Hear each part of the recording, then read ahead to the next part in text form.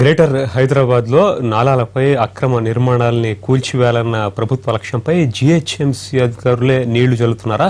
మొదట 2 రోజులు జోరుగానే సాగిన కూల్చివేత పనులు 3వ రోజుకి మందగించేందుకు రాజకీయ ఒత్తిళ్లు, బల్దియా సిబ్బంది లాలూచి వ్యవహారాలు అక్రమ కట్టడాల తొలగింపుకి ప్రతిబంధకాలుగా మారుతున్నాయా? మంత్రి కేటీఆర్ ఆదేశాలు బుట్టదాఖలైనట్లా? Let's watch the story.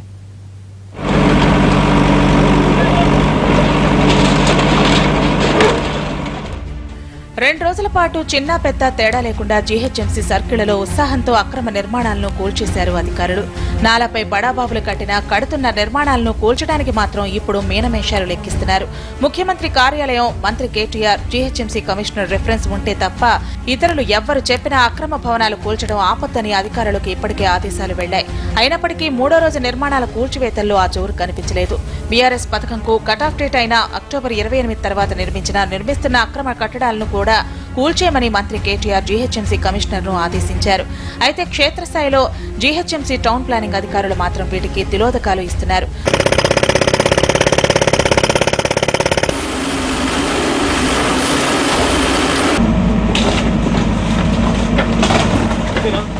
Banjara Hills లోని బంజారా లేక్ నాలా పొడవున 15 అక్రమ భవనాలను గుర్తించింది రెవెన్యూ శాఖ. వీటిని కూల్చివేయాలంటూ ఆధారాలతో సహా మ్యాపులను జీహెచ్ఎంసీకి అందించింది.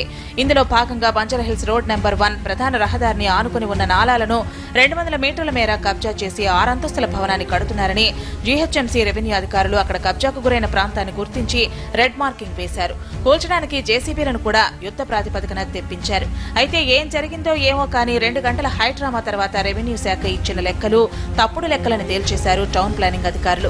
తాము ఇచ్చిన ప్లాన్ ప్రకారమే రోడ్ నెంబర్ 1లో రియాల్టర్ భవనాన్ని నిర్మించారని వెనకేసుకొచ్చారు. ఇందులో నాలా ఎక్కడ కబ్జా చేసినట్టు తమకు కనిపించలేదని చెప్పుకొచ్చారు.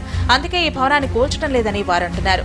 ఇప్పుడు మాకు మేజర్ గా ఏంటంటే నాలా ఎంక్రోచ్మెంట్స్ మీద రామ్ ట్యాక్స్ తీసుకోమని నాలా ఎంక్రోచ్మెంట్ తీయడానికి అని చెప్పి మేము వెనకాల నాలా ఎంక్రోచ్మెంట్ ఉంది కాబట్టి అది నాలా ఎంక్రోచ్మెంట్ తీయడానికి వచ్చాము. దాని మార్కింగ్ లో భాగంగా నాలా ఎంక్రోచ్మెంట్ నాలా ఎక్కడి వరకు వస్తున్నారు మార్కింగ్ లో భాగంగా వాళ్ళు చేస్తున్నారు.